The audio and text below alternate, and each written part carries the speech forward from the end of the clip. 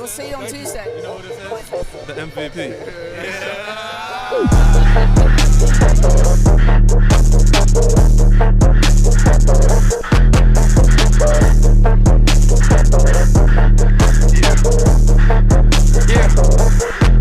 Yeah. Go ahead.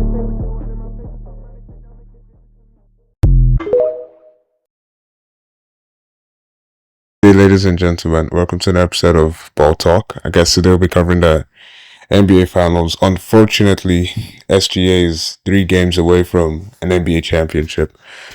I basically I'm not even anti SGA. I'm just anti the way he gets his buckets sometimes. But I do have to admit that in the NBA Finals, especially, he has been at an all-time level. Starting with game one, going on to game two, he's played very, very well. At the end of the day, I'm really just trying to talk basketball, not trying to hate on anyone or push negative agendas, because basketball is basketball. I may not like how you get your buckets, but you get your buckets regardless. And I find that to be a significant reason as to why he won the MVP this year and why he was voted as the best player in the world. Alongside that, though, I do think the Pacers did struggle today for a number of reasons. But the biggest reason I would say is Chet picking up the weight.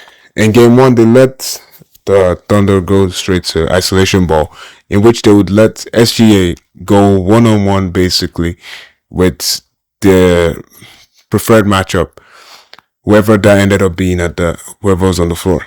But one of the things that helped them in game one was SGA was held to under, I believe, 40%. Okay, it was like under 50% from the field, closer to 40% actually, by the defenders that were on him one-on-one. And as a result of SGA being scoring solely through isolation, it made it difficult for other players to perform efficiently because they had little exposure to the ball. People like J-Dub suffer especially from this because they can't. J-Dub likes to. I guess you would describe J-Dub as more of a volume scorer, not in the sense that he's inefficient, but in the sense that he needs just a little bit number of shots, a little bit number of touches to get his performances right. Today was quite similar. Obviously, moving the ball around and Shed's playing the way he did today really helped. But J-Dub still struggled and went 5 for 14 from the field alongside 1 for 5 from 3. So it's still affecting him. And obviously, if they lost again today, he would have been criticized. But all in all, it seemed like a pretty OKC tilted game all the way through. There are maybe 6 lead changes. And the Pacers, last lead change was in the first quarter, and since it's Q2, it was Thunder all the way. They had a 35-9 run at some point, and then Deadass just closed it out. It is really impressive to see because it's not like the Thunder had 33 free throws to the Pacers 26, so it wasn't really like they dominated the free throw battle. But the Pacers still ended up having more turnovers than OKC in back-to-back games. Well, especially today, it was weird because they had, I think, 11 less than they did in game one, where they had 20 what? I don't know. Because I think they had 10 more turnovers than OKC. Today was just 2. OKC obviously out-rebounded them, but couldn't get even as much assists. And points of turnovers, actually, Pacers let that in. So, I think the main issue the Pacers will have going forward is trying to find a defensive strategy that doesn't get the teammates around OKC going, around Shea going, but also limits Shea in scoring. And that's going to be the problem for the Pacers coaching staff going forward in this series. Because at the end of the day, no matter how you feel about Shai, today was even a better bounce back, a better game than he had in game one. He shot better. I think he scored more as well. Not too sure. But he had 34 points, 5 rebounds, and 8 assists. Alongside 11 for 21 from the field and 11 for 12 from the free throw line. So he did what he was supposed to do. His job is to go out there and lead us to a victory, and he did. Obviously, Chet playing the way he did especially coming alive at the timely moments of the runs. That is what kills games. I guess no, I always say, but I do believe basketball is a game of runs. Momentum decides the outcome of so many games. You could be leading the game by 20. Now you're tied with 2 minutes left in the game. It's pretty obvious the team that's looking to win at that point is the team that just came back down 20 points because they're obviously already hot. They're obviously already like gearing, itching to get going. So it's kind of like different gravy in the sense that if you can go on a good enough run, I remember the Warriors had two 21-0 runs in the 2022 NBA Finals run, NBA Championship run. Like limiting scoring and just going on bursts. I believe like even against the Nuggets in game two, not game two, but one of the first round games in 2022, the Warriors scored 70 points in 19 minutes. So it's like just getting stops goes a long way. Offense wins games, defense wins championships. Trading buckets back and forth is never going to win you a game. What is going to win you a game is getting a stop and going forward to score, which is one thing that the greatest teams in the history of basketball have built their strategies around. Defense matters. As much as the Golden State Warriors get commended for their offense, defense has always been a critical part of their game.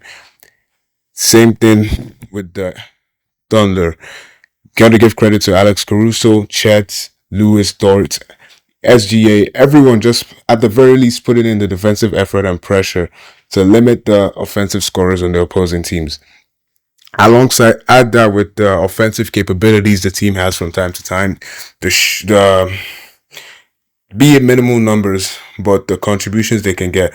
Because Aaron Wiggins gave you 18, Caruso gave you 20, 6 for 11 from the field, Chet gave you 15, and like couple that with J Dub's 19, although struggled to get that, and Shai's 34. You have a winning formula if you can play good enough, respectable defense.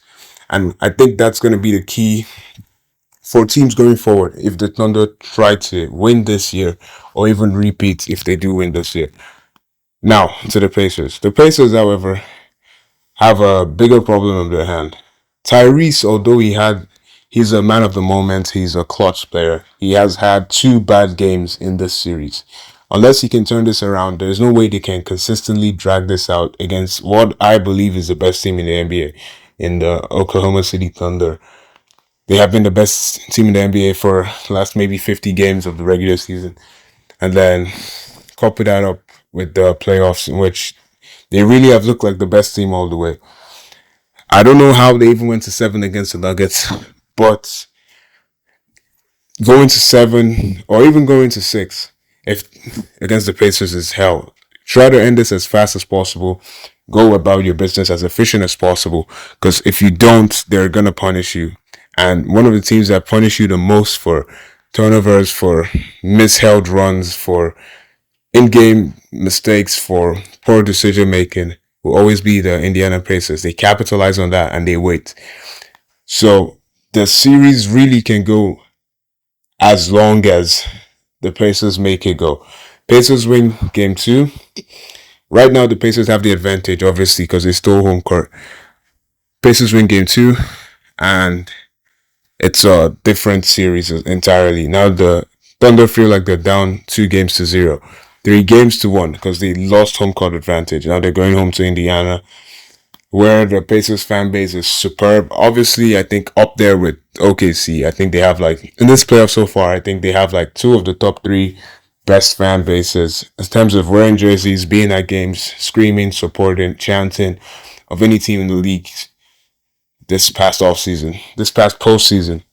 And I think that's why that home court advantage is going to be critical for whoever team wants to advance. But at the end of the day, I think like I still have my pick on OKC. I think OKC are the better team on paper and have played better over the last 2 games. You can play better than Indiana and still lose in 5 and 6 and 7 games. But the key is, will you lose? Will you turn over the ball at key moments? it's always about the big shots. Like, I don't know how to explain it. When someone hits a three, you're up five. The opposing team goes down the court, makes a three. You come down the court, attempt a three to fire back because you're down two to make it back to being down five. You take the three and you miss. Now they come down the court, maybe even get fouled. Fouled, layup, or a 3-pointer. That's an entirely different game. It went from two possessions to you being behind or tied in 30, 25, 27 seconds. Like, these timely shots. This guy is 7 for 32. Obviously a stretch, but 5 of those 7 shots have been when you needed a patch in the to stop the bleeding, when you needed a catalyst to push the run forward, when you needed a consistent scorer, when you needed a big moment, big shot, bang type of player. And that type of player is there every single time. The Indiana Pacers have tons of those players who can just turn it up at any moment. And that is still the biggest concern for OKC. If we do slip up, if we do make mistakes, the Pacers are going to be there. But if they can limit the mistakes and capitalize on the mistakes the Pacers are going to make because of their defensive pressure and defensive abilities, then the Thunder are going to win. The Thunder are going to capitalize. So yeah, if you did enjoy the video or have any agreeable takes, even disagreeable takes, don't forget to leave a like and subscribe and comment if you have differing or similar opinions. Once again, thank you for listening and God bless.